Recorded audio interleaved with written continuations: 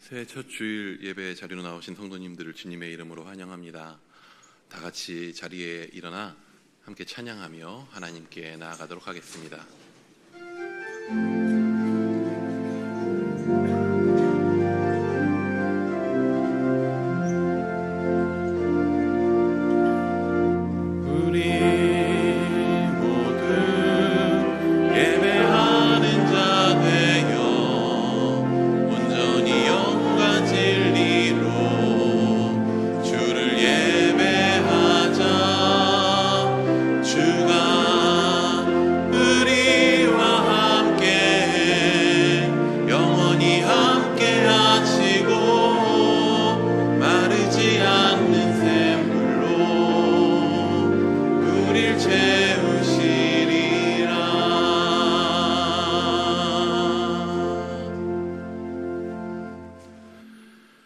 오직 강하고 극히 담대하여 나의 종 모세가 내게 명령한 그 율법을 다 지켜 행하고 우로나 좌로나 치우치지 말라.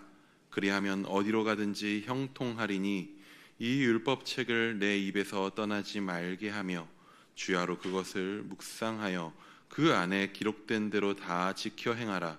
그리하면 내 길이 평탄하게 될 것이며 내가 형통하리라. 슬프고 어두웠던 옛일은 지나가게 하시고 풍성한 은혜와 소망으로 가득한 새날을 열어주시는 하나님 아버지, 신년 첫 주일을 맞이하여 드리는 우리의 예배를 기쁘게 받아주옵소서. 저희 영의 눈을 열어주셔서 세상과 나는 간 곳 없게 하시고 구속하신 주님의 십자가만 보이게 하옵소서.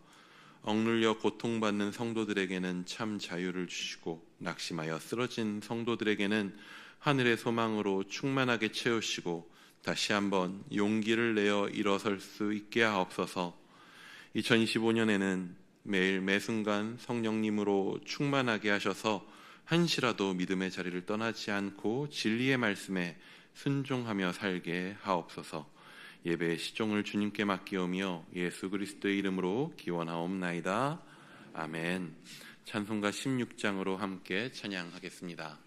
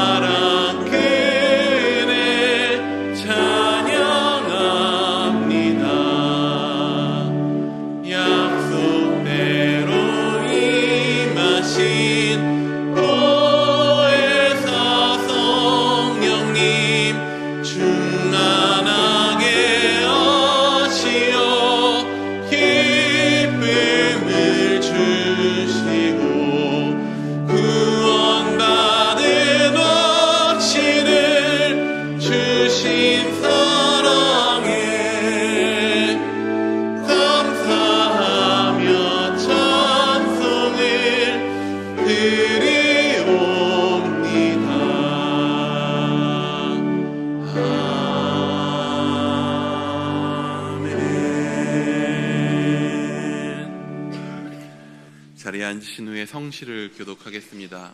성시 교독문은 시편 1편입니다.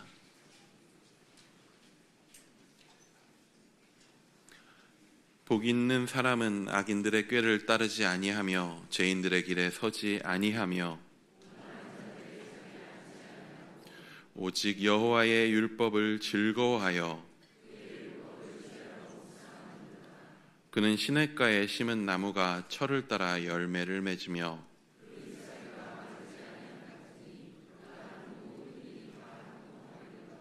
악인들은 그렇지 아니하며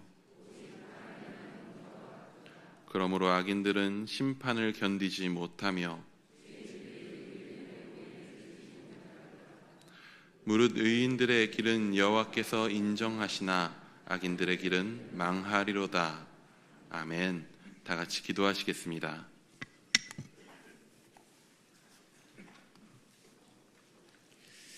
하나님, 시작된 2025년의 첫 주일을 하나님 앞에 머물기를 즐거워하여 시간과 생명의 주인 되신 하나님께 올려드립니다. 우리에게 향하신 여호와 하나님의 인자하심이 크시고 여호와 하나님의 진실하심이 영원하심을 찬양합니다. 이 한 해도 우리의 삶을 선히 이끌어 가실 신실하신 하나님을 찬양합니다. 마음을 함께하여 예배하는 성도들을 통하여 하나님과 예수 그리스도 성령님만 높임을 받으시고 모든 영광을 취하여 주옵소서. 주님께로부터 오지 않은 우리의 완악함으로 지었던 우리의 죄악들을 인정합니다. 스스로 높아져 하나님 없이도 살아갈 수 있을 것 같았던 오만한 마음들을 인정합니다. 하나님의 이름으로 일컫는 이 백성들이 삶의 현장에서 먼저 빛으로 소금으로 살지 못했음을 인정하며 회개하오니 용서하여 주옵소서. 하나님의 얼굴을 구하는 주의 성도들의 간구를 이제 하늘에서 들으시고 이 땅을 고쳐주시고 이 나라를 고쳐주옵소서. 하나님께서 가증히 여기시는 우상 숭배로부터 구원하여 주옵소서. 계엄 선포로 시작된 대통령의 탄핵과 체포영장 집행까지 매일매일 참담한 현실을 마주합니다. 탄핵을 심판하는 헌법재판관들이 정치적 성향에 따른 판결이 아닌 헌법에 따른 올바른 판단을 내릴 수 있도록 도와주옵소서. 속히 대통령 권한대행의 국정을 안정시켜 주시며 좌우 진영의 논리로 나누어져 가는 이 백성들의 마음을 화합시켜 주옵소서. 이 땅에 하나님의 공의와 정의를 실현해 나갈 새로운 정치 지도자들을 일으켜 주옵소서. 이 대한민국을 생명의 성령의 법으로 다스리시고 통치하셔서 여호와를 자기 하나님으로 삼는 복을 누리도록 하나님, 이 대한민국을 새롭게 하옵소서. 긍휼을 베푸시는 주님, 지난 주일 무안공항의 항공기 사고로 사랑했던 가족을 잃고 아파하는 수많은 분들의 유가족들을 사람의 말로 어떻게 위로할 수 있겠습니까? 하나님께서 모든 유가족분들을 불쌍히 여기시고 하늘의 위로를 더하셔서 그들의 상처와 눈물을 보듬어 주시고 닦아주옵소서. 모든 장례 절차와 사고의 수습 과정에도 또 다른 상처받지 않도록 지켜주옵소서. 주님, 이 한 해도 어떤 일이 일어날지 모르는 길을 걸어갈 성도들의 앞길을 선히 이끌어 주옵소서. 우리의 삶에 일어나는 수많은 어려움 앞에서도 주님께서 붙들어 주신 손 놓지 말아 주옵소서. 때로는 인생의 깜깜한 밤을 지새울 때에도 소망의 빛, 생명의 빛을 비춰 주옵소서. 일산 중심교회의 머리 되신 주님, 청빙의 과정을 밟아가는 이번 한 해가 그 어느 해보다도 혼란스러운 한 해가 될 것 같습니다. 지금 이때에 하늘의 것을 구하며 나아갑니다. 사망으로 향하는 우리 육신의 생각들을 내려놓고 생명과 평안으로 이끌어 가시는 하나님의 영으로 인도함 받기를 간절히 구합니다. 모든 정빙의 과정이 하나님의 주권 아래 있음을 인정하오니 모든 생각을 뛰어넘는 하나님의 평강으로 성도들의 마음과 생각을 지켜가는 은혜를 주옵소서. 지금 이때에 일산 중심교회 가운데 오직 주님의 뜻만을 온전히 세워주셔서 영원히 흔들리지 않는 만세 반석 되신 예수 그리스도 터 위에 든든히 세워주옵소서. 이 한 해를 나와 내 집은 여호와를 섬기겠노라는 표대를 향하여 힘있게 달려갈 수 있도록 아비 세대들을, 자녀 세대들을 깨워주셔서 여호수아 이후에 일어난 다음 세대들이 다른 세대되어 소견에 옳은 대로 행하여 사사시대를 맞았던 그 어리석은 눈을 따라가지 않을 수 있도록 우리 부모들의 삶 가운데 신앙의 결단을 주옵소서. 사랑하는 성도들의 영혼을 성령 안에서 더욱 민감하게 하셔서 다시 오실 주님의 길을 준비하는 거룩한 백성, 거룩한 신부되는 은혜를 주옵소서. 유임 목사로서의 사명을 1년 남기신 그 목사님의 영혼을 강건함으로 붙드셔서 마지막까지 총명함으로 충성스럽게 감당하게 하옵소서.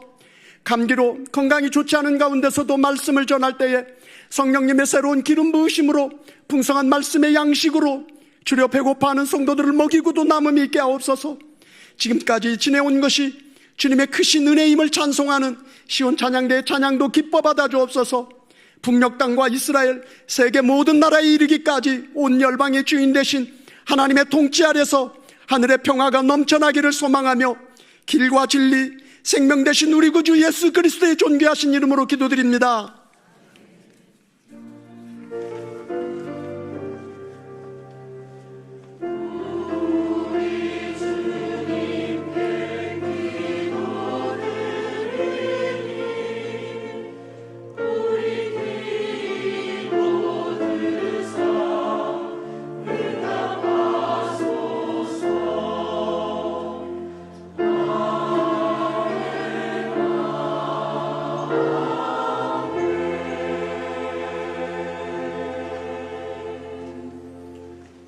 자리에 일어나 마음과 정성을 다해드린 예물을 봉헌하겠습니다.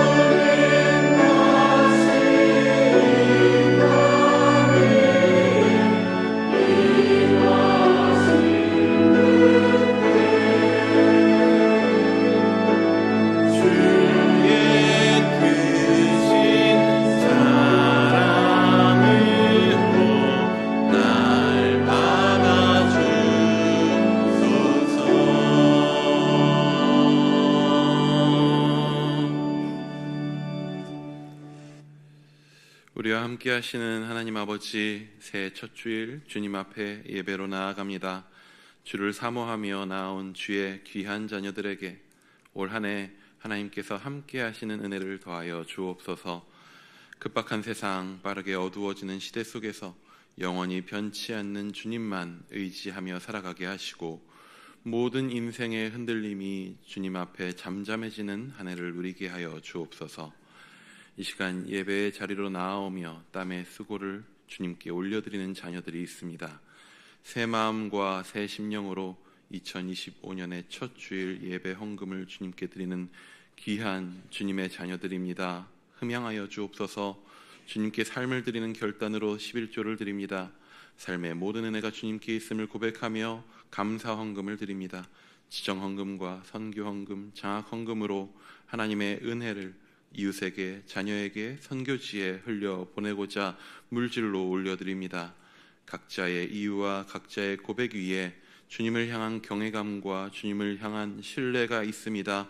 주님께서 기뻐 받아주시고 응답하여 주셔서 오직 하나님의 나라가 이 땅 위에 이루어져 가는 것을 목도하게 하여 주옵소서. 이 새해에도 국방의 의무를 다하는 자녀들이 있습니다. 돌보아 주사 그곳에서도 하나님이 함께하여 주시는 기쁨을 누리게 하여 주옵소서. 병상에서도 신음하는 성도들이 있습니다. 주님께서 회복을 명하여 주옵소서. 일산충신의 모든 성도들의 한 해를 지켜주셔서 무엇보다 하나님 앞에 예배를 회복함으로 삶 속에서 승리하는 거룩한 주의 군대가 되게 하여 주옵소서. 저희를 신실하게 붙드셨고 또한 붙드실 우리 주 예수 그리스도의 이름으로 기도하옵나이다. 아멘. 자리에 앉으시겠습니다.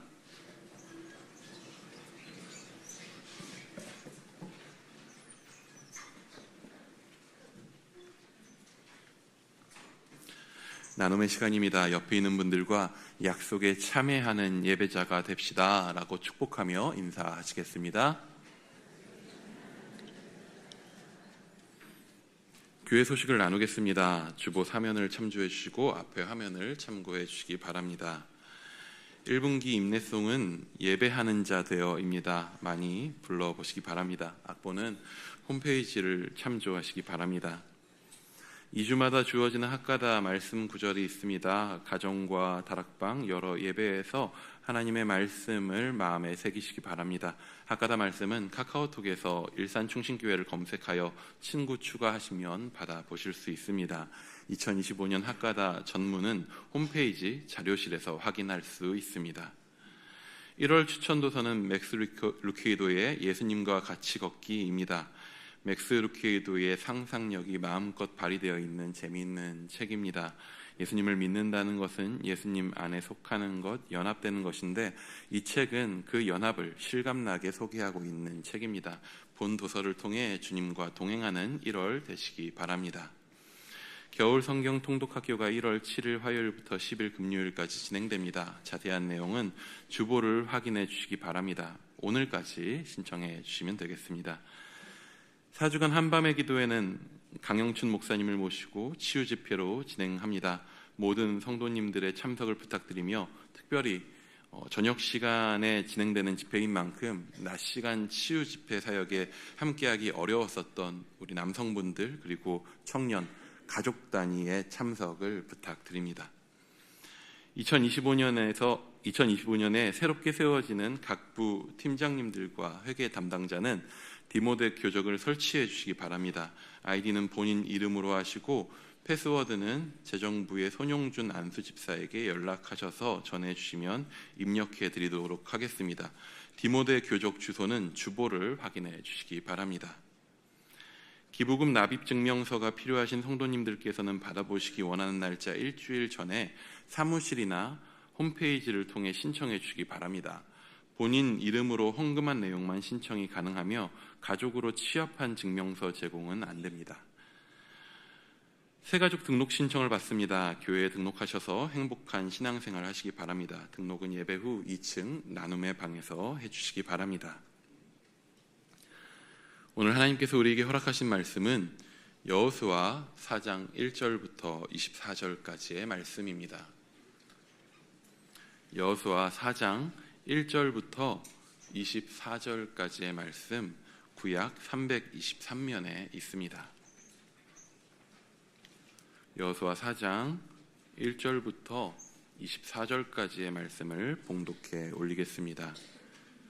그 모든 백성이 요단을 건너가기를 마침에 여호와께서 여호수아에게 말씀하여 이르시되 백성의 각 지파에 한 사람씩 12사람을 택하고 그들에게 명령하여 이르기를 요단 가운데 제사장들의 발이 굳게 선 그곳에서 돌 12를 택하여 그것을 가져다가 오늘 밤 너희가 유숙할 그곳에 두게 하라 하시니라.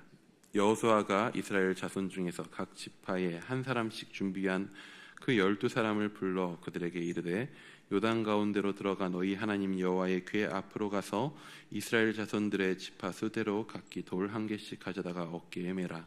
이것이 너희 중에 표징이 되리라. 후일에 너희의 자손들이 물어 이르되 이 돌들은 무슨 뜻이냐 하거든 그들에게 이르기를 요단물이 여호와의 언약궤 앞에서 끊어졌나니 곧 언약궤가 요단을 건널 때에 요단물이 끊어졌으므로 이 돌들이 이스라엘 자손에게 영원히 기념이 되리라 하라 하니라. 이스라엘 자손들이 여호수아가 명령한 대로 행하되 여호와께서 여호수아에게 이르신 대로 이스라엘 자손들의 지파의 수를 따라 요단 가운데에서 돌 12를 택하여 자기들이 유숙할 곳으로 가져다가 거기에 두었더라. 여호수아가 또 요단 가운데 곧 언약궤를 맨 제사장들의 발이 선 곳에 돌 12를 세웠더니 오늘까지 거기에 있더라.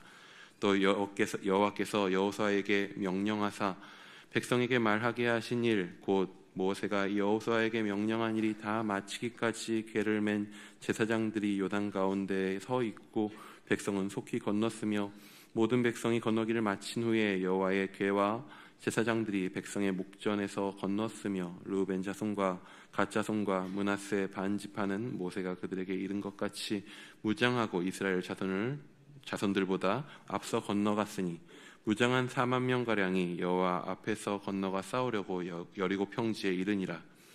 그날에 여호와께서 모든 이스라엘의 목전에서 여호수아를 크게 하심에 그가 생존한 날 동안에 백성이 그를 두려워하기를 모세를 두려워하던 것 같이 하였더라.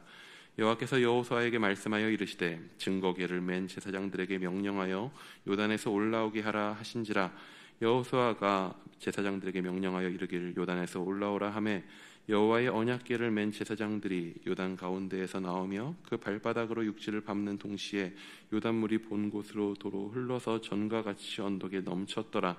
첫째 달 10일에 백성이 요단에서 올라와 여리고 동쪽 경계 길갈에 진침해 여호수아가 요단에서 가져온 그 12돌을 길갈에 세우고 이스라엘 자손들에게 말하여 이르되 후일에 너희의 자손들이 그들의 아버지에게 묻기를 이 돌들은 무슨 뜻이니까 하거든 너희는 너희의 자손들에게 알게 하여 이르기를 이스라엘이 마른 땅을 밟고 이 요단을 건넜음이라. 너희의 하나님 여호와께서 요단물을 너희 앞에서 마르게 하사 너희를 건너게 하신 것이 너희의 하나님 여호와께서 우리 앞에 홍해를 말리시고 우리를 건너게 하심과 같았나니 이는 땅의 모든 백성에게 여호와의 손이 강하신 것을 알게 하며 너희가 너희의 하나님 여호와를 항상 경외하게 하려 하심이라 하라. 아멘. 시온 찬양대의 찬양이 있겠습니다.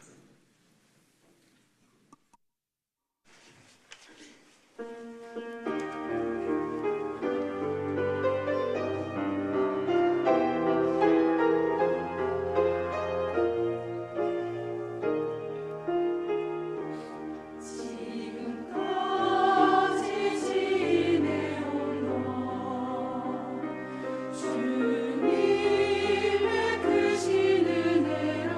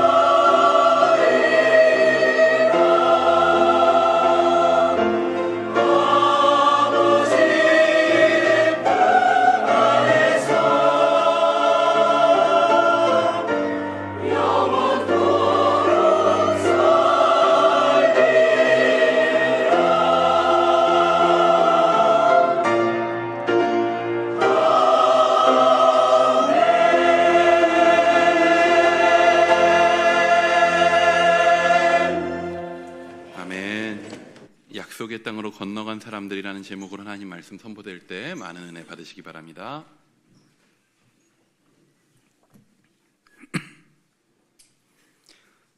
(2025년) 새아침이 밝았습니다. 너무나 혼란한 세상 속에서 우리는 새아침에 눈을 떴습니다. 우리는 2024년 호라는 배를 타고 엄청난 풍랑을 헤치고 항구에 무사히 도착하였지만 바로 2025년 호라는 배를 타고 다시 출발합니다. 그런데 일기예보에 따르면 2025년의 기상도 결코 안심할 수 없는 풍랑 속을 달릴 것으로 보입니다. 특별히 대한민국이라는 배가 선장이 직무정지되고 선장의 직무대행도 직무정지가 되었을 뿐만 아니라 수많은 중요 기관장들이 탄핵을 당하여서 제자리를 지키지 못하는 가운데 배는 출항하였습니다. 그러니 대한민국이라는 이 배에 타고 있는 5,100만 명의 승객들은 너무나 불안한 가운데 출항하는 이 배의 내일을 두려워하고 있습니다. 이스라엘도 430년이라는 긴 세월을 항해하던 중에 하나님의 지시하심을 따라 출애굽하여 광야 40년의 훈련 과정을 다 마치고 약속의 땅 가나안으로 들어갔습니다. 그런데 그들이 가나안에 들어갈 때 결코 평안한 가운데 들어간 것이 아닙니다. 주변 나라들의 공격이 있었고 또 가나안 안에 있는 가나안인들의 대적이 있었습니다. 그런데다가 이스라엘은 선장이 바뀌었습니다.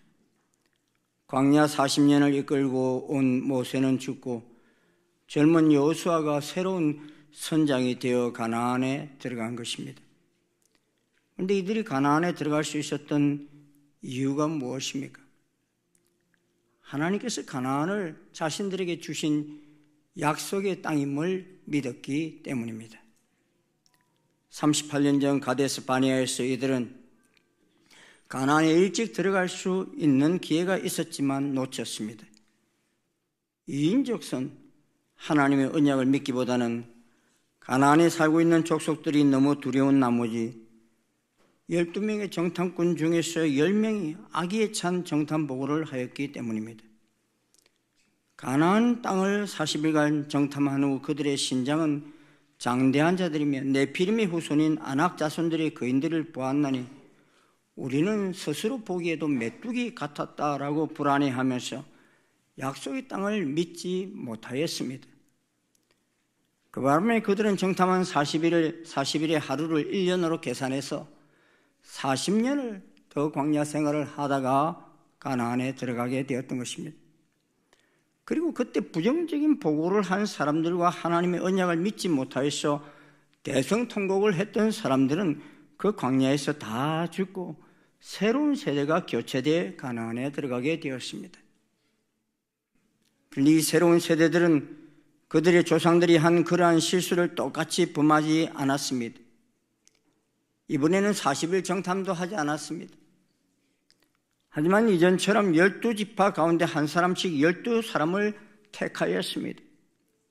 그리고 여호와께서는 여호수아에게 명령하신 그대로를 지켰습니다. 그 지파별로 선택된 12사람들에게 명령합니다. 요단 가운데 제사장들의 발이 굳게 선 그곳에 돌 12를 택하여 그것을 가져다가 오늘 밤 너희가 유숙할 그곳에 두게 하라 하였습니다. 왜 하나님께서는 이번에는 38년 전처럼 정탐해보라고도 하지 않으시고 또 의견을 개진해보라고도 하지 않으셨습니까? 사람이 말할 기회가 주어지면 언약을 믿고 긍정적으로 말하면 얼마나 좋습니까? 그런데 사람들은 어떻게 해서든지 부정적으로 비관적으로 말하기를 좋아하기 때문입니다. 그래서 하나님 이번에는 아예 여호와 하나님을 신뢰하고 믿음을 가지고 행동할 수 있도록 하셨습니다. 왜 돌이 12개입니까? 이스라엘 지파가 12지파이기 때문입니다. 그래서 각 지파에 한 사람씩 준비한 그 12사람이 나아가서 요단 가운데 들어가 지파 수대로 각기 돌 한 개씩을 가져다가 어깨 메고 그들이 유숙할 곳에 기념비를 세웠습니다. 무슨 기념비입니까? 후일의 자손들이 묻기를 이 돌들은 무슨 뜻이냐 하고 물으면 그들이 이르기를 요단물이 여호와의 언약궤 앞에서 끊어졌나니 곧 언약궤가 요단을 건널 때에 요단물이 끊어졌으므로 이 돌들이 이스라엘 자손에게 영원히 기념이 되리라 하라 하셨습니다. 우리가 기념비를 세울 때 돌에 새기는 이유가 무엇입니까?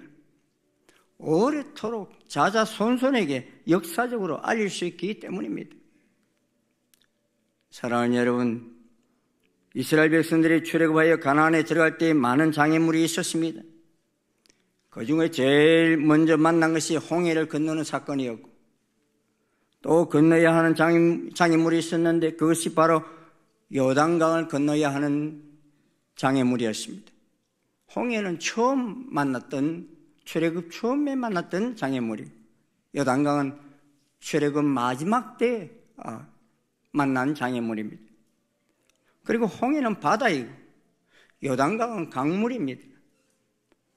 우리가 상식적으로 생각할 때 홍해가 건너기 쉬웠겠습니까? 요단강이 건너기 쉬웠겠습니까? 대답을 해보세요. 네? 너무 쉬워서 대답을 못하겠습니까? 네? 일반적으로 생각하기에는 요단강을 건너는 것이 훨씬 쉬웠을 것으로 추측합니다. 그런데 사실은 홍해는 바다가 완전히 갈라진 후에 건넜습니다. 그리고 땅도 다 말라버렸는지 진흙탕에 빠져 죽은 사람은 한 사람도 없습니다. 백성들이 출애굽할 때 가지고 나온 마차도 다 통과할 수 있었습니다. 물론 이는 이스라엘 백성들에게만 허락된 것이었습니다. 그 뒤를 이어 홍해를 따라 들어온 애국 군대는 다 수장되고 말았습니다. 땅도 질퍽한 땅으로 변하여 병거가 제대로 달릴 수 없게 하셨습니다. 그리고 모세가 다시 손을 바다 위로 내밀자 물이 애굽 사람들과 그들의 병거와 마병 위에 다시 흐르게 했습니다. 이때 하나님 말씀은 모세로 하여금 지팡이를 들고 손을 바다 위로 내밀어 그것이 갈라지게 한 행동뿐입니다. 그러기에 이 일에 있어서 믿음으로 행동하게 한 것은 모세뿐이었어요. 그런데 이제 요단강을 건너갈 때에는 모세는 이미 죽고 여호수아가 모세를 대신하고 있었습니다. 그런데 이때 여호수아로 하여금 지팡이로 요단강을 가리키라 하지도 않으셨습니다. 이번에는 3장 13절 보면 이렇게 말씀합니다. 같이 한번 읽겠습니다. 시작. 온 땅에 주 여호와의 궤를 맨 제사장들의 발바닥이 요단물을 밟고 멈추면 요단물 곧 위에서부터 흘러내리던 물이 끊어지고 한 곳에 쌓여 서리라. 아직 선 것은 아닙니다. 그렇게 될 것이다. 이번에는 홍해를 건널 때 없었던 두 요소가 등장합니다. 하나는 주 여호와의 궤가 등장합니다. 이 궤는 출애굽 때 홍해를 건널 때는 만들어지지 않았던 것입니다. 그런데 요단강을 건널 때는 하나님의 임재를 상징하는 이 법궤가 존재했습니다. 그리고 이 법궤를 이동 중에는 제사장들이 메었습니다. 그런데 이 법궤를 맨 제사장들이 메고서 요단 강물로 그냥 들어가게 했습니다. 그리고 제사장들이 발이 요단 물가에 잠기자 요단 강물이 흘러내리던 물이 끊어지고 한 곳에 서게 되었습니다. 이때 각 지파에 한 사람씩 12명의 택함을 받아 앞장을 섰습니다. 38년 전 가나안 땅 정탐을 할 때도 각 지파에서 한 사람씩 12명이 택함을 받고 갔던 것과 똑같은 숫자입니다.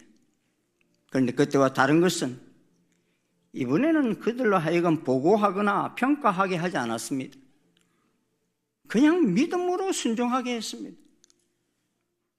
그리고 이들 12사람에게 명령하신 것은 요단 가운데 제사장들의 발이 굳게 선 그곳에서 돌 12를 택하여 그것을 가져다가 어깨에 메고 그날 밤에 유숙할 곳에 두게 하였습니다. 그리고 이 돌들이 이스라엘 중에 표징이 되게 하여 영원한 기념이 되게 하였습니다.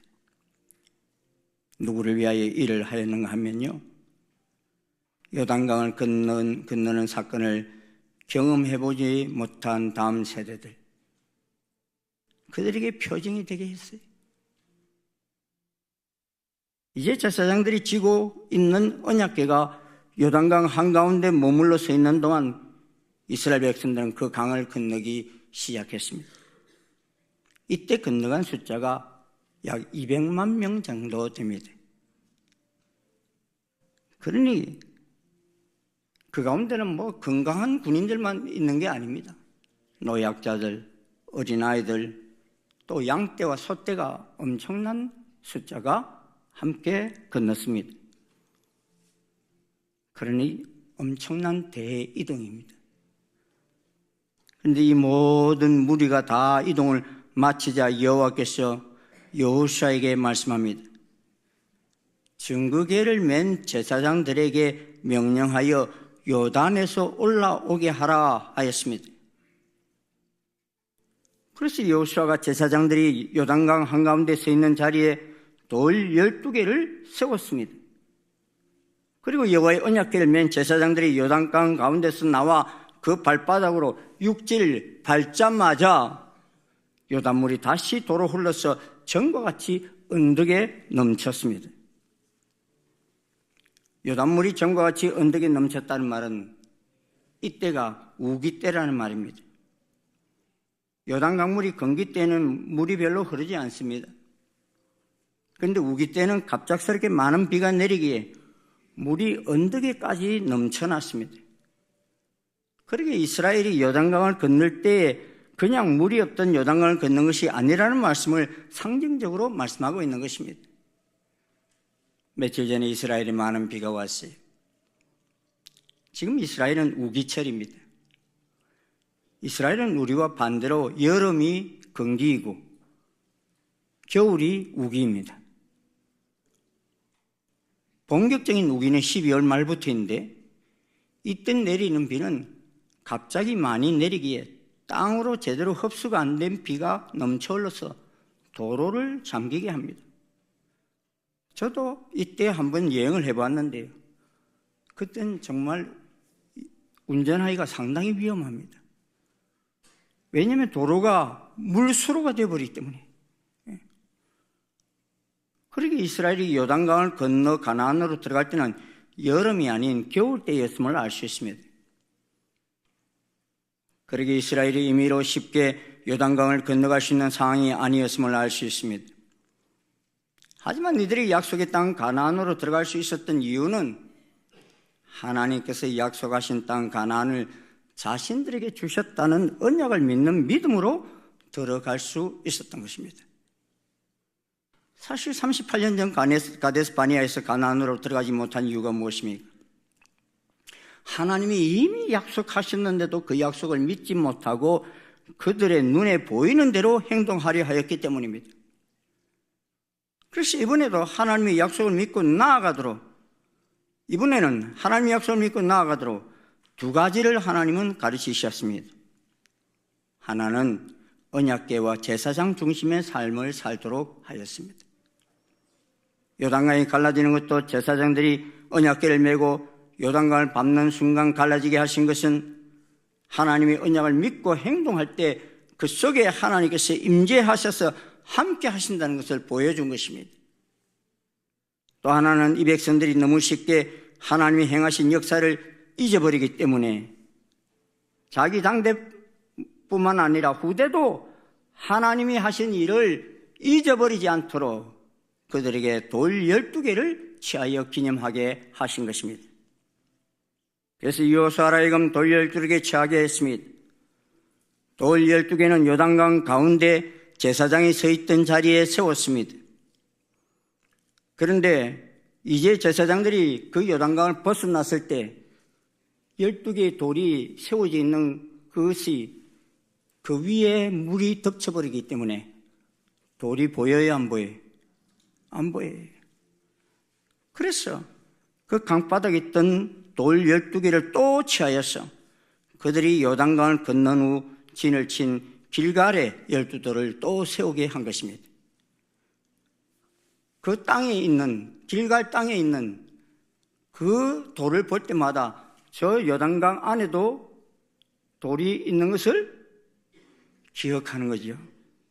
그리고 이 요단강을 마르게 하셨다는 것을 기억하게 하는 것입니다. 이 요단강 한가운데 세워진 12돌의 의미는 국가적으로 역사적 기념비처럼 세워졌습니다. 우리가 광화문 같은 곳에 보면 세종대왕이나 이순신 장군의 그런 동상을 보게 됩니다. 이는 국가적으로 잊지 말아야 할 사람들을 역사적으로 기리며 가르치기 위해서입니다. 그런데 또 12돌을 요단강에서부터 취한 것은 그들이 거주하는 길갈 땅에 세우게 하셨습니다. 이는 우리 집안에서도 부모가 자녀에게 직접적으로 말해주고 기억하게 만드는 역사 교육이 필요했던 것입니다. 그리고 여호와께서는 그 길갈에서 이스라엘 자손들에게 할례를 행하게 하셨습니다. 이것이 다 무엇입니까? 하나님이 하신 일을 잊지 않게 역사적 교육을 시킨 것입니다. 얼마 전 이곳 대화동으로 교회가 이사한 후에 등록한 한 성도님이 우리 교회 창립 30주년을 맞이하는 것을 보면서 저에게 그런 말씀을 하셔요. 목사님, 저는 일산 충신교의 역사를 잘 모릅니다. 목사님 가끔 설교 때 과거 창립된 말씀을 들으면 너무 은혜가 되는데 역사를 좀 많이 가르쳐 주십시오. 그래요. 우리가 그 시대에 살지 않았다 할지라도 선조들로부터 그 시대에 대한 역사 교육을 받는 것은 너무나 중요합니다. 그래서 가끔은 그때 상가 때 개척을 한 것을 보지 못하신 분들은요, 한번 여러분들 모시고 저 문촌마을 5단지 그 교회를 한번 가보고 싶어요. 뭐 제가 아니라도 여러분 가보셔도 괜찮아요. 이렇게 시작했구나.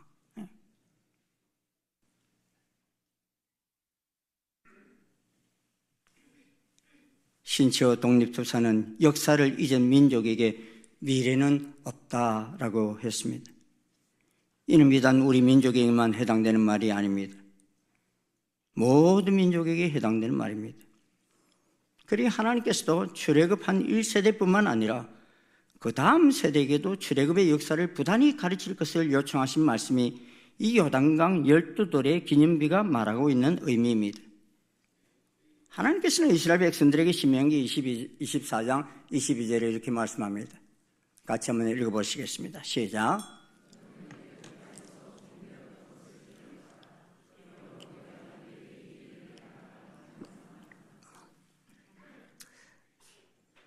애굽 땅에서 종되었던 것을 기억해라. 잘된 것만 기억하지 말고 종되었던 것을 기억해라. 우리는 일본의 식민 지배하에 있었던 역사를 자꾸만 의도적으로 잊어버리고 지워버리려 합니다. 그런데 하나님께서는 이스라엘이 애굽의 종되었던 시절이 있었음을 기억하며 그러한 가운데서 여호와께서 이스라엘을 애굽 땅 종되었던 집에서 이끌어내신 것을 잊지 말 것을 누차 거듭 말씀하십니다. 본문을 보면 온 백성들이 요단강을 다 건넌 후에 여호수아는 요단강 가운데 제사장들의 발에 굳게 쓴 그곳에 돌 12개를 취하게 하였습니다. 그 돌은 장정들이 어깨에 맬 정도로 큰 돌이었습니다. 그리고 그 돌을 가져다가 그날 밤 그들이 유숙할 곳에 두었습니다. 그들이 유숙할 곳에 두었다는 것은 그들 가정 가까이에 두었다는 것입니다. 여러분, 이스라엘의 교육은 가정에서부터 시작되었습니다. 높은 산등성에 올려놓은 것이 아닙니다. 가정 속에서 늘 눈에 띄는 곳에다가 두고서 기념했습니다. 왜 가장 가정 가까이에 두었겠습니까? 우리 다음 세대의 자녀 교육을 위해서입니다. 이제 아이들이 그 큰 돌을 보면서 묻습니다. 물속에 있는 돌은 보이지 않잖아요. 그래서 가정 옆에다가 세워놓은 그 돌을 보면서 아빠, 이 돌이 뭐예요? 왜 여기 있는 거예요? 하고 묻습니다. 그럴 때 이렇게 가르치라는 것입니다. 우리가 광야 40년을 지난 후에 이 하나님의 약속의 땅 가나안에 들어오기 위해 요단강을 건너야만 했단다. 그런데 여호와의 말씀이 담겨져 있는 이 언약궤가 요단강을 건널 때 요단 강물이 끊어졌단다. 그래서 우리 모든 백성들이 무사히 이 강을 건널 수 있었지. 이것은 하나님의 전적인 은혜였단다. 그래서 우리는 하나님의 은혜를 기념하기 위해서 이 돌들을 가져왔단다. 이 돌들은 하나님의 언약궤를 메고 있던 제사장들이 요단강에서 서서 밟고 있던 그 돌들이라 이렇게 교육하였던 것입니다. 이 교육은 요단강을 건너게 된 것은 우연이 아니라 하나님의 은혜임을 그 다음 세대에게 계속 가르치려는 목적이었습니다. 그리고 요단강을 건넌 교육을 통해서 40년 전 그들의 조상들은 이보다 훨씬 더 큰 홍해를 건넌 것을 간접적으로 체험하게 한 것입니다. 이처럼 유대인들은 이들의 교육의 특징은 역사 교육을 중요하게 여겼습니다. 유대인들이 머물고 있는 곳곳에 유대인 학살 기념관을 세워놨습니다. 그리고 그들이 하나님을 배반함으로 말미암아서 게르만 민족에서 600만 명이나 가스실에 들어가 죽어야 했던 고난의 교육 현장을 만들어 놓고 있습니다. 그곳에 들어가 보면요, 얼마나 비참한 모습이 많은지 모릅니다. 그들의 조상들이 벌거벗기운 장면들이 사진에 담겨 있습니다. 그들의 조상들이 생체 실험 대상이 되어서 살아있는 사람이 죽어가는 모습이 담겨 있습니다. 그들의 조상들의 몸에서 짠 기름으로 만든 비누들이 진열되어 있어요. 그 역사 박물관을 한번 가보면 애국자가 되지 않을래야 안 될 수 없게 만들어져 있습니다. 저는 우리 자녀들에게 이 역사 교육을 제대로 시키고 싶습니다. 우리는 다른 나라의 노예의 삶을 살았고 전쟁을 경험하면서 온 국토가 초토화되었고 IMF를 경험하였습니다. 하지만 그 고난을 너무 금방 잊어버립니다. 왜 그런 고통을 당했는지 마음에 두지 않습니다. 그런 백성에게는 고난이 계속 반복될 수밖에 없습니다. 역사는 성공한 역사도 가르쳐야 하지만 잘못한 역사도 가르쳐야 합니다. 잘못한 역사도 가르쳐야 다시는 잘못을 저지르지 않습니다. 그리고 이 역사 교육의 주체는 여호와 하나님이심을 가르쳐야 합니다. 이 돌들이 무슨 뜻이냐 하고 묻는 그들에게 여호와께서 요단강을 멈추게 하셔서 그들을 가나안에 들어가게 하셨다는 것입니다. 그리고 여러분 4장의 주어를 보면 여호와가 주어입니다. 여호와께서라는 말이 이 4장에 7번이나 언급되고 있습니다. 이스라엘을 애굽에서 이끌어내신 자도 여호와시요, 이스라엘 광야에서 훈련시키신 분도 여호와시요, 이스라엘을 가나안으로 끌어들이신 분도 여호와 하나님이시란 말입니다. 또 여호수아를 높이신 자도 여호와시요, 제사장들 하여금 제사장 되게 하신 분도 여호와시라는 것입니다. 그러므로 그들의 교육 내용은 바로 로드십입니다. 하나님이 이렇게 하셨다는 것입니다. 그들은 2개의 기념비를 세웠습니다. 제일 기념비는 요단강 가운데 세워졌습니다. 왜 요단강 가운데 세웠겠습니까? 하나님께서 여기까지 또 오셔서 우리가 이 요단강을 건너왔다는 것입니다. 이 요단강을 건너는 의미가 무엇입니까? 옛사람은 죽고 새 사람이 되었다는 세례의 의미가 그 속에 있습니다. 그러므로 애굽에서의 육체적 정령성은 내려놓고 이제 하나님의 약속의 땅 가나안에서는 영적 정령성을 가지고 살아가야 한다는 것입니다. 그리고 영원히 잊지 말라고 그곳 길갈에서 할례를 행하여 몸에 그 흔적을 남겼습니다.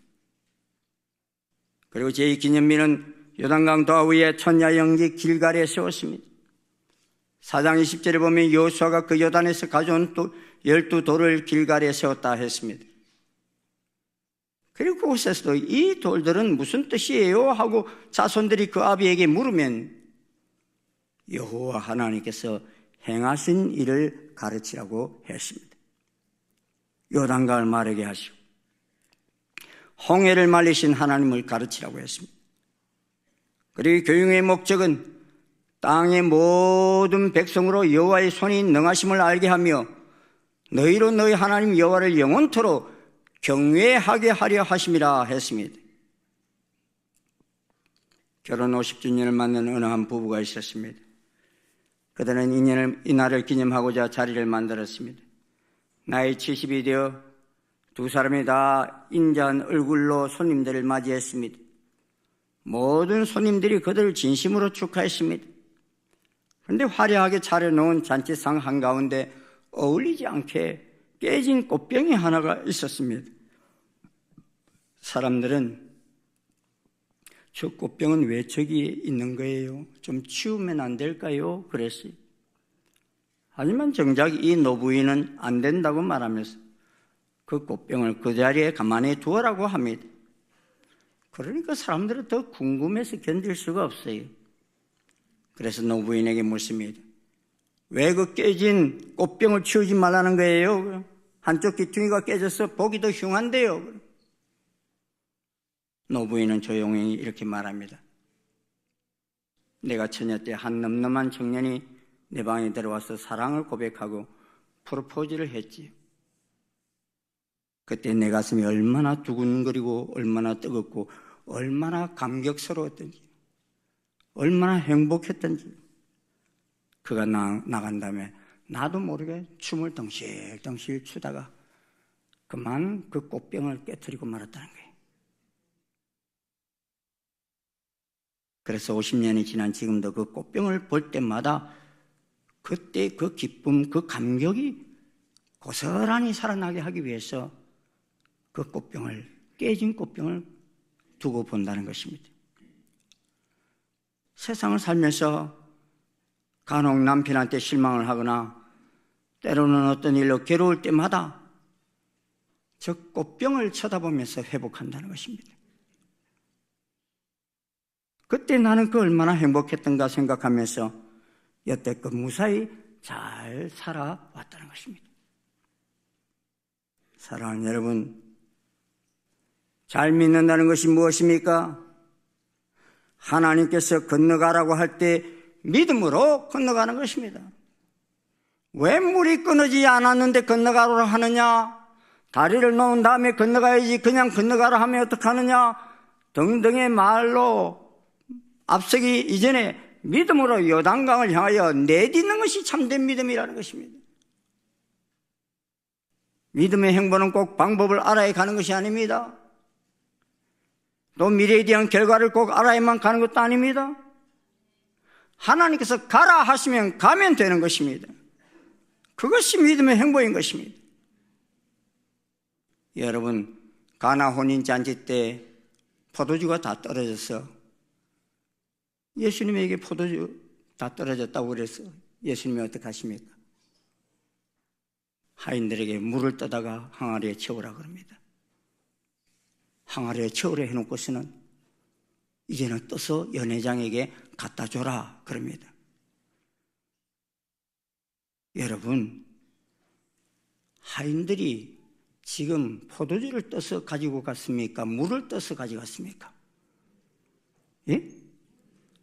요즘 두 갈래로 날리는 것 같아요, 보니까. 예.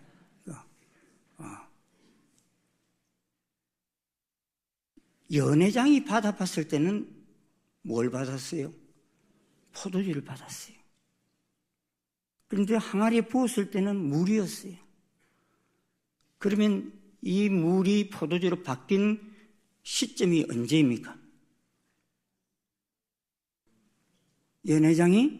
하인들이 떠서 연회장에게 가지고 갈 때였어요. 저는 이 하인들이 포도주 맛을 봤으리라고 생각지는 않아요. 그런데 이 포도주가 물이 포도주로 바뀌는 것을 가장 가까이서 본 사람이 누구예요? 하인들이 물을 뜨고 가는데 가다가 이걸 갖다 주라고 하는데 어떡하지? 이렇게 가는데 이봐 색깔이 변한다. 그러면서 감격 속에서 그가 가져갔을 것입니다. 아마 속으로 막 소리를 쳤을지 몰라요. 춤을 추고 싶었을지 몰라요.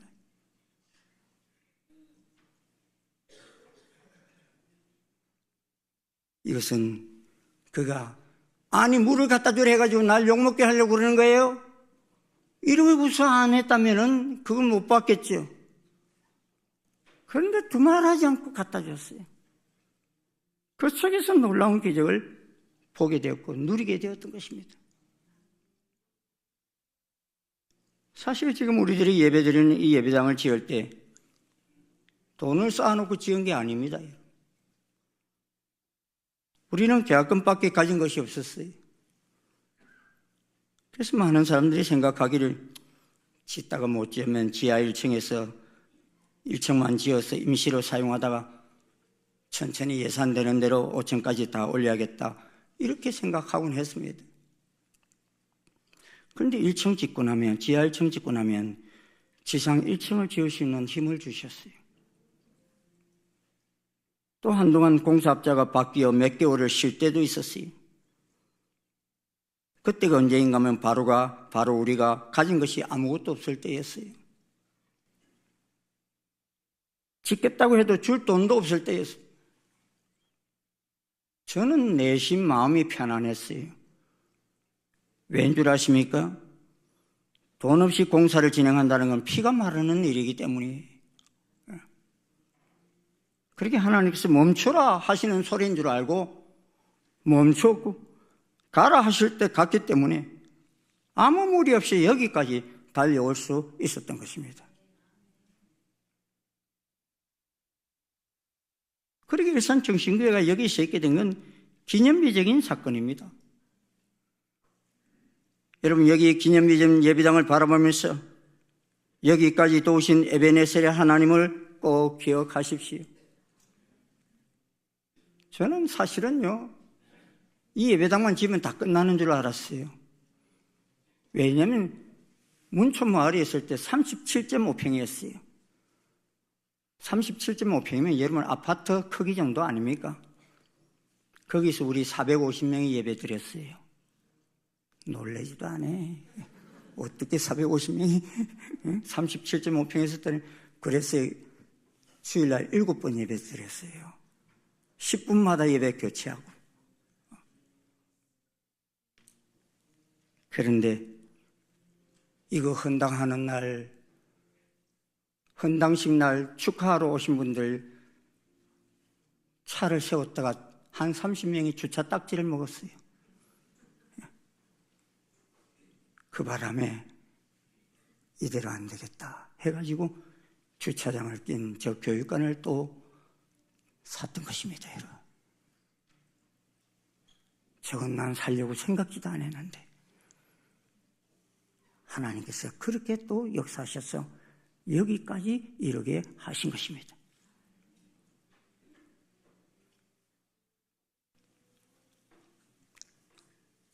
저 교육관을 주실 때 우리 청소년 센터로 세웠습니다. 왜냐? 우리 다음 세대들 이들에게 하나님의 놀라운 역사를 또 잘 가르치기 위해서입니다. 이렇게 세워주신 것은 이곳에서 다시 새로운 역사를 허락해 주시기 위해서 이곳에 세우신 것을 저는 분명히 믿습니다. 이 성전에서 예배드리는 모든 분들에게 에베네셀의 하나님의 복이 우리 다음 세대까지 계속되어지기를 간절히 소원합니다. 우리 신앙은 요단강을 열어주십시오. 그러면 가겠나이다. 이런 신앙의 단계에 머물려고 합니다. 그런데 하나님께서는 너희는 요단 강물에 발을 내디디라 하고 요청하십니다. 믿음으로 요단강을 건너보아라는 요청입니다. 하나님께서는 요단강이 열려있지 않아도 건너가라는 보다 높은 신앙의 단계에 올라서기를 원하시는 것입니다. 그러게 이 예배당을 짓는데도요 40억이 들었고 저 교육관을 짓는데도 40억이 들었어요. 상상이 되지 않아요. 네? 그 모든 것들도 거의 다 이제 갚아서 우리 교회가 참 감사한 것은요, 빚이 거의 없는 교회예요. 할렐루야. 얼마나 감사해요. 제가 뭐 여러분 건축원금 하라고 막 광고하고 그랬습니까? 그러지 않았어요. 그래도 하나님께서 믿음을 가지고 발을 내디딜 때마다 놀라우게 채우시고 역사하시고 이끌어 주신 것입니다. 저는 이 땅을 밟게 했을 때 그때는 이미 일산 안에 종교부지가 다 없을 때입니다. 제가 맨 마지막에 들어왔기 때문에. 그런데 이 땅을 딱 보면서 제가 이 땅에 매료가 됐어요. 왜 매료가 됐는가 하면 너무 한적하고 좋은 거 있잖아요. 앞에는 성저공원, 뒤에도 공원, 또 옆에는 내가 그렇게 마음에 품고 있던 청소년들이 바글바글 학교가 2개나 있으니까. 예? 그리고 동네는 너무 한적하고. 그 토계공에서 왜 살려고 하냐 그랬어요. 왜냐하면 그때 이게 제일 일산에서 마지막으로 남은 땅이었거든요. 왜? 차가 많이 안 다니니까 장사는 잘 될 거다 생각을 잘 안 했는지 사람들이 살려고도 안 했어요. 그런데 나는 장사할 거 아니니까 딱 보니까 구름다리도 다 이미 지어놨어. 예? 우리 청소년들이 안전하게 다니겠구나. 저는 그 생각이 들어가지고 우리 교회 할 거라고 그랬더니 교회 할 거면 괜찮대. 예. 그렇게 해서 세운 것이 이곳인데요. 우리를 위해서 마련해 주신 땅이구나 하는 생각을 했습니다. 우리의 다음 세대를 하나님께서 복되게 하시기 위해서 이 땅에 이렇게 아름다운 땅을 허락하여 주신 것을 저는 분명히 믿습니다. 이곳에서 하나님께서 새로운 꿈을 꾸게 하셨습니다. 그 꿈이 무엇입니까? 우리의 다음 세대들에게 역사적으로 잘 가르쳐서 우리보다도 더 하나님을 잘 섬기는 세대를 양육해 가는 것입니다. 저는 그렇게 될 줄은 믿습니다. 제 자녀들을 향해서도 가지는 기대감은 저보다는 더 하나님을 잘 섬기는 세대가 되기를 기도합니다. 저희는 이제 약속의 땅에 들어왔습니다. 저희는 이제 하나님이 허락하신 2025년 새해를 맞이하였습니다. 우리 앞에는 한치 앞이 보이지 않는 가나안 문화들이 가득한 세상에 들어왔습니다. 하지만 이 2025년은 이 가나안 땅과 같은 이 땅이 하나님의 나라가 되어지기를 기도합니다. 세속화의 문화가 뒤덮인 이 땅이지만 저희들로 인하여 이 땅이 새로워지는 새 아침을 맞이할 수 있기를 소원합니다. 우리들이 가는 곳마다 밟는 땅마다 요단강이 멈추듯이 세속화의 물결이 멈추었으며 우리들이 다스리는 땅으로 바뀌어가는 새 아침을 맞이하기를 소원합니다. 우리 가정도 미래에 대한 불안함과 두려움을 다 떨쳐버리고 믿음으로 내딛는 발걸음으로 인해서 우리 가정이 천국이 되는 역사적 새 아침을 맞이할 수 있기를 주님의 이름으로 축원합니다. 기도하시겠습니다. 고맙습니다, 주님. 2025년을 맞이할 수 있을까 하는 불안 속에도 있었지만 주님은 이 난리와 소문 속에서 우리에게 2025년 새 아침을 허락하여 주셨습니다. 이는 이 2025년의 주인도 여호와 하나님이시기 때문에 가능한 것임을 저희들이 믿습니다. 이 새해의 주인 되시는 주님, 저희들 불안과 두려움으로 원망하며 불평하며 이 해를 맞이하지 않게 도와주시고 믿음을 가지고 감사함으로 우리 발을 내딛는 이 복된 해가 되게 역사하여 주시옵소서. 그래서 주의 종들이 밟는 땅마다, 그 가정마다, 그 지역마다, 그 직장마다, 그 학교마다 하나님의 나라가 건설되어지는 놀라운 역사가 있게 인도하여 주시옵소서. 예수님 이름으로 기도드리옵나이다. 아멘. 다 자리에서 일어나셔서 550장 찬송 함께 부르시겠습니다.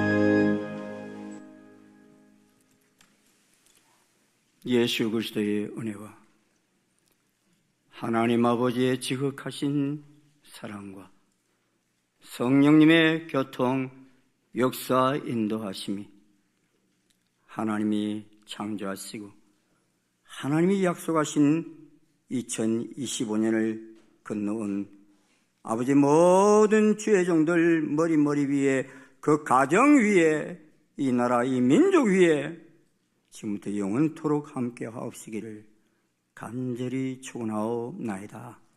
아멘.